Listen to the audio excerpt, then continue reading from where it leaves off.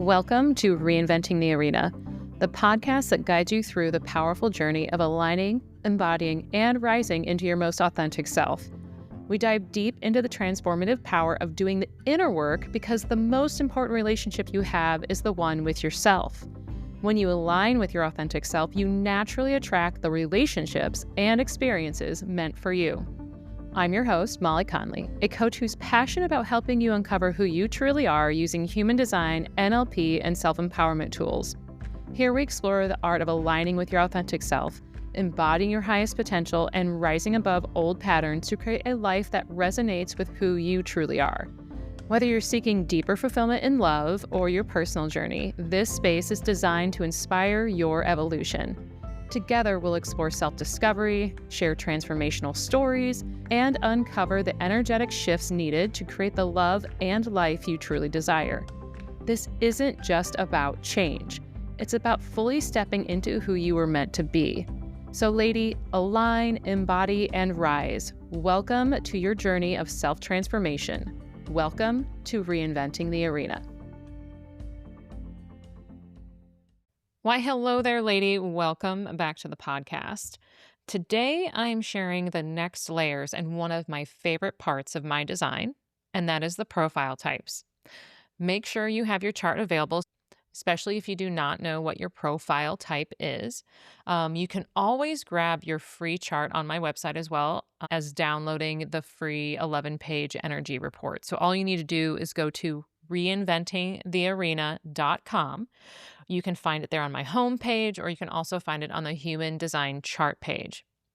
Before I get into the episode, I do have a few housekeeping items. If you haven't listened to an episode recently, you may just now find out that my husband and I are moving to Portland, Oregon at the end of August.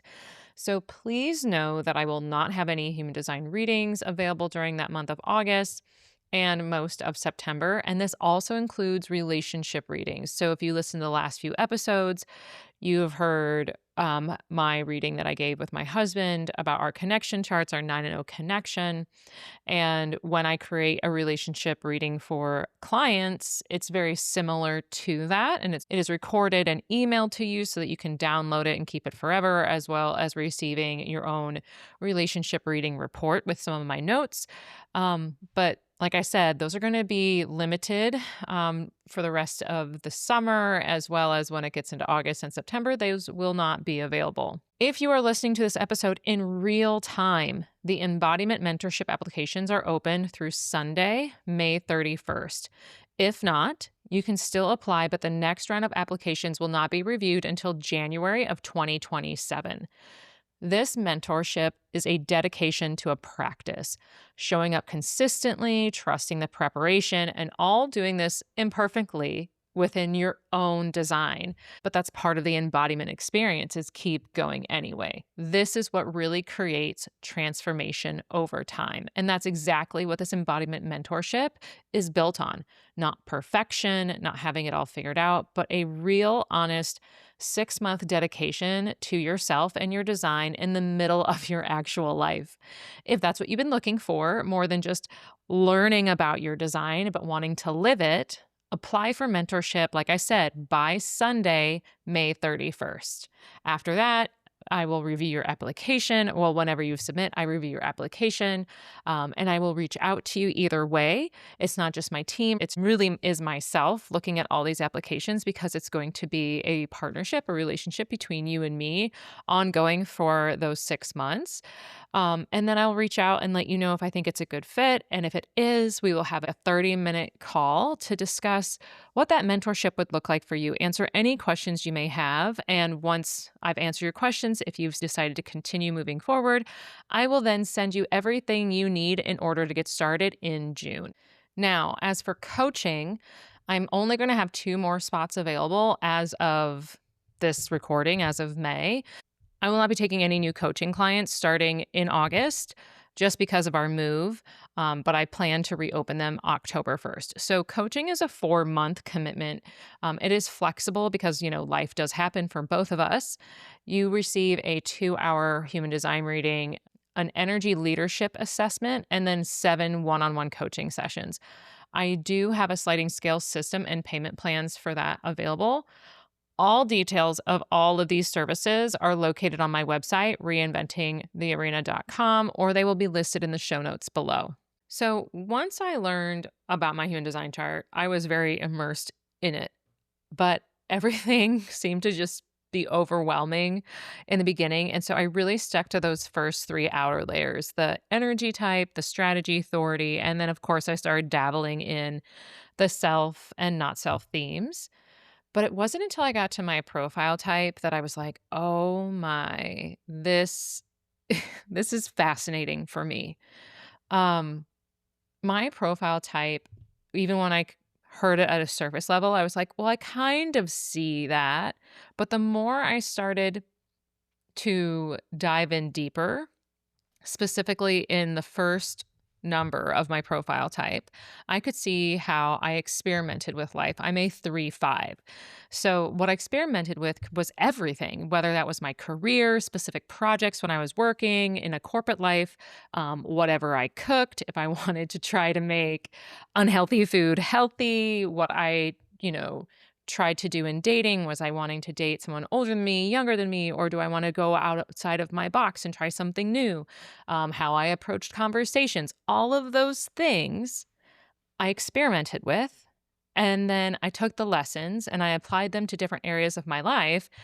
And then eventually people would ask for assistance or they would ask for advice. I would step in to answer their questions to save the day, but not all of these moments were meant for me to contribute to or to fix. People's projections, both good and bad, would cause me to feel shy or even like reluctant to show up as my real self. Because if I did, their view would change, causing more projections. There's so much more about a 3-5 profile, and I know I have discussed this in a previous episode, and I'm going to link that in the show notes. But part of the reason why I'm bringing up the profile types is because it's a really fun way to notice yourself and see how others notice you. Now, while I have shared the 9 different energy centers, and maybe you're becoming aware of some of your strengths and shadows, your profile type is really the next layer with energy type, strategy, and authority. But what is the difference between the energy type and the profile type? Well, the energy type really describes your energy, and there's only 5. Your energy type describes how your energy moves throughout the day, or even sometimes a lunar phase, depending on your energy type. Your energy type also has a very specific not self and signature theme. Those themes resemble emotions that are very, like I said, specific to that energy type. Plus, your energy type has a specific strategy to help you make the right choice or the right decisions for you. Now, your authority is also determined by your energy type and what centers you have defined within your chart. So, as you can see, that is all what your energy type really is and is composed of. But your profile type is something completely different. Some people have mentioned this is your personality. Others say this is how you learn. But this is more of a lived experience between who we think we are and how we truly operate. So this is how we live our life in the real world. As we become more aware of our profile lines, not only do we see how this played out in our lives previously, we can actually see it happening in the present moment. So overall, yes, it can be a combination of all of these: your personality, how you learn, how you're meant to move in this life over time. I'm going to let you determine how you see it, because for myself, and what I have learned in my own embodiment experience, is that I have seen all 3. So where is your profile type located? If you have your chart handy, look at the boxes on either side. That's on the left and that's on the right. The chart will have your personality, also known as your conscious gates, on the right-hand side. And on the left is called your design or your unconscious gates. So what this is really looking at is your gate lines. It looks like a decimal for a gate line. So you go to your personality or conscious sun gate line, and you go to then your design or unconscious gate line sun, and that makes up your profile. Always is the personality first and then the design. So for me, I'm a 6.3. That's my gate and then the gate line. So that means my first profile number is a 3. And then I go over to my design side, and my design sun is a 12.5, which means that's gate 12 and line 5, which then 5 makes up my second number in my profile type, making me a 3-5. As I've said in other podcast episodes, anything that you find on your personality or conscious side of your chart is something that you really can see in yourself. Anything on the design or unconscious side might not be recognizable to you. But that being said, other people will see this in you and in your design more often than you're going to see in yourself. There's only 6 different profile lines, and there's a combination of 12 different profile types. Technically, there is so much to say about each of the 12 profiles, as well as the different aspects of them and how it impacts even deeper layers of your design, that I could honestly make like a 12+ episode series, but we're not going to do that today. The purpose of today's episode is to give you a high-level overview of what the 6 lines are, how they are grouped together, and how that grouping appears in your life, and a brief description of each of the 12 profiles. So now that you know there are 6 lines, let's talk about the groupings first. The profile structure is really divided up into 2 parts. The first being what's called the lower trigram of the hexagram. And you can call it the lower part with the profile lines 1 through 3. And then the second part being the upper trigram, which you can just call the upper part, with lines 4 through 6. If you have a 1, 2, or 3 in your profile type, you are a person who has a self-to-self focus. Basically, you're discovering life and relating it to what you're learning about yourself. If you have a 4, 5, or a 6 line in your profile, what you are learning about in your life is in relation to other people. Of course, there are some profiles like mine that have a mixture of the two. That's not bad. That's not special. It's just different. So now let's get into each line and its primary theme or role. Now, before I get into these real quick, there are traditional naming structures from human design, and sometimes they don't really portray the role or the theme, or it may not seem relevant to ourselves. So I'm just going to share a few different names to help convey the theme or role maybe in a different light if it's needed for that line. But line 1, straight out of the gate, really easy. It is called the investigator. This person wants to know everything. But usually it's everything about what they're interested in. They're very driven to learn, discover how life works, and they love to create a solid foundation for themselves. Typically, those with line 1 are somewhat insecure, and in order to feel secure, they end up researching. And so when they gather as much information as possible, this sense of knowledge, this depth, this wisdom really makes them feel comfortable. So one of the areas that they study unknowingly maybe to them is the behavior of people and how life itself works. This allows them to blend in as necessary, especially when they feel insecure, but need to act as if everything is fine. So to others, line 1 is a person you go to when you need information about a specific topic. This allows line 1s to share what they've learned as needed, and it really helps them release that blending in and showing up more as themselves. Line 2 is known as the hermit, and for some other people, it's also called the natural. So as you may think of those with a line 2, they need time away from people. When they are around other people, most of the time, they are not able to do what they love and really dive deep into their natural sense of genius. What is interesting about line 2s is that they don't see that, meaning they don't see that they're a natural genius. And it's only when other people call it out of them to share their special gifts. But in order for them to share and develop those special gifts, they not only need alone time, but they need alone time where they are just immersed in that special topic, in that special process, whatever it is, they have to be in it. Now, this is funny because my husband is also a line 2. They do not like to be interrupted. And when they are, they actually, those of us ruin their special focus time. And it can be really difficult if, like, let's say you know someone who has a line 2 in their profile and you're not around them. It is more common than not for them to be so focused that they will lose track of time. They will not answer their phone or whatever, just so immersed in their project.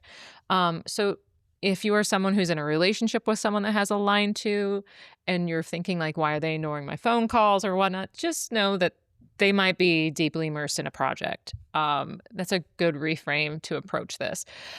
But with a line 2, they need to also pay attention to when people call them out for their special gifts to see if that's really the correct time and the correct situation for them to present those gifts. Overall, though, fulfillment of these passions and these gifts is very important to them, which is why alone time is deeply needed. Okay, moving on to line 3. Line 3 has been called the martyr, but it's easier to think of them as the experimenter. So as an experimenter, the line 3 learns by trial and error, but most of the time it's not by their choosing. Those of us with a line 3 bump into life and life bumps into us. It's not fun, but sometimes it is. But what I guess is fun about being a third line like myself is that we get to discover what works and what doesn't constantly. So we might have a little criticism. We like to challenge the status quo and anything that's in our path that is not correct. And this is the way we will find a way to improve it. This being said, sometimes people with a third line are also known as anarchists.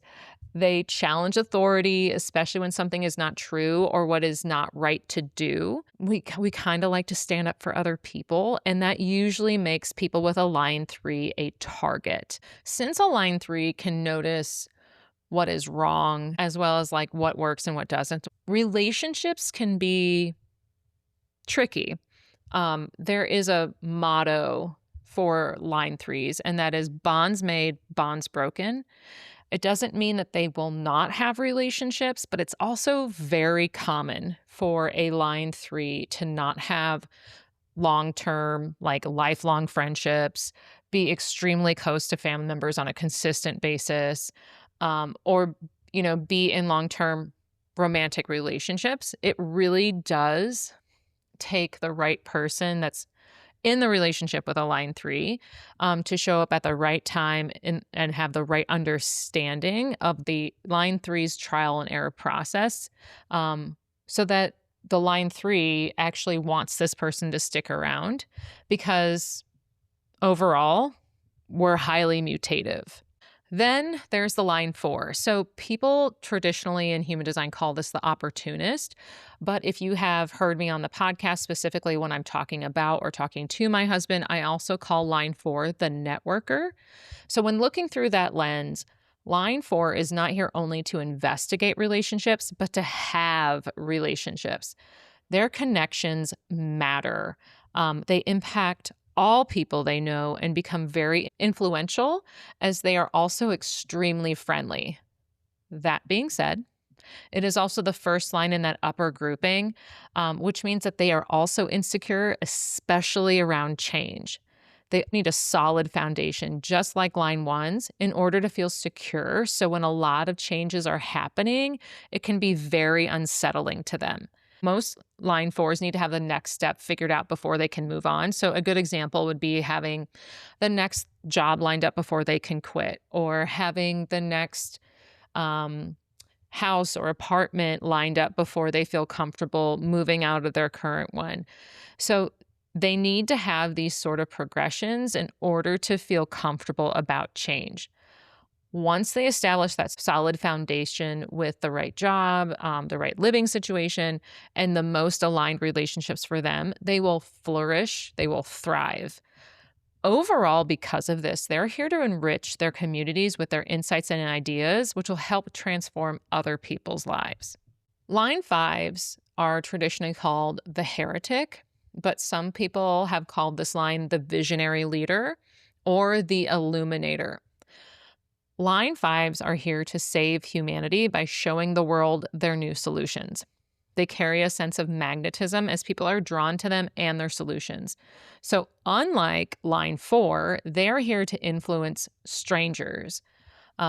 Because people are coming up for them solutions, they can be really projected upon in both a positive and negative way. So, think of a line five more as a mirror.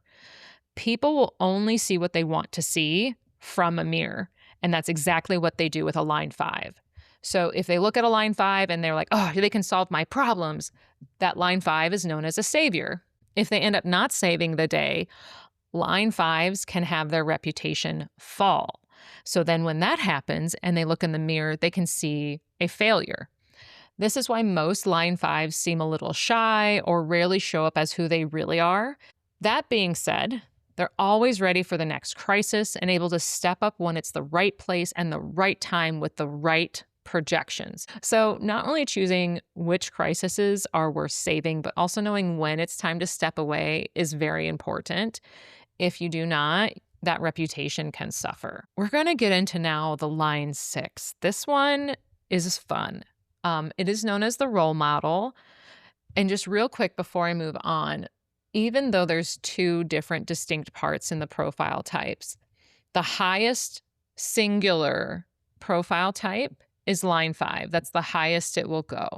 Line six is the role model, and it's a completely different animal. And this is because it is highly mutative and it has 3 different life stages. So if you have a line six in your profile type, please pay attention to how old you are and what stage you're in. Stage 1 begins from when you're born until about you're 30 years old. And this is when you're acting like a line 3. You are basically exploring and living through trial and error processes, experimenting with relationships, whether that's friends, family, or romantic relationships, in that bonds made, bonds broken motto. Part of the personal drive with a line six is finding their soulmate. So the first 30 years can be very difficult, as they may feel like they're never going to find their person. In order to do so, they need to spend time alone, retreating and playing, honestly, in that line 3 trial and error process, to learn these lessons and apply that to the next stage. So stage 2 is when you're between the ages of like 30 and 50. This is when you get to actually remove yourself from the line 3 trial and error process. And when you do that, you actually begin to heal and reflect upon those lessons learned. You get to observe more in stage 2. And in human design, they call this the roof, like being on top of a house and watching people below. But when you're really observing here, what you're doing is discovering who and what is trustworthy. You're figuring out what really works in the world and within your life. And there's going to be a time where you're going to reevaluate what's going on in your life so that you can develop more of the resources that you need for your future. So what's interesting is that because of their time away as an observer, other people are going to feel as if like you're stepping away from friendships or family dynamics, all those things, even though this is when you're integrating those lessons from your first 30 years. All right, next is stage 3. And this starts when you turn 50. This is the time you are now engaging with the world in a more authentic way. This is a time for you to trust yourself, for you to own your authority and your lessons so that you can live your own unique life. This way, you really embody what it's like to show up as your real self, which will not only make you seem very influential, but it leaves you susceptible and vulnerable to criticism. Understanding that walking that line is something that you're going to actually be doing throughout all 3 of your stages because you mutate through all of them. Okay, now that you have the lay of that land, let's put these together into the 12 profiles in a short but straightforward way. So the 1 3 is the investigator and the experimenter. So here you research and experiment. Resilience is your superpower, but you need facts and a lived experience. Then there is the 1 4, the investigator and the networker. Foundation and network is really important to you. Knowledge shared through relationships is also helpful, but you need a stable base before reaching out to your community. Then there is the 2 4, the hermit or the natural, and the opportunist or the networker. So this is natural talent that is called forward by others. You need solitude, but you also need community. And it is very important for you to understand you cannot stay hidden forever. Next is the 2 5. This is that hermit or natural with the heretic or the visionary leader. You are very mysterious, but that's also magnetic. It can carry really big projections because you're going to have to manage what other people expect from you while you still have your own expectations for yourself. The 3 5, the martyr, also known as the experimenter, or the heretic, which is the visionary leader. Trial and error wisdom becomes a practical resource. You are seen as a savior or a disruptor. Then there's the 3 6. This is the martyr or experimenter and the role model. So this is pretty chaotic at first because in the first part of your life, you're a 3 3.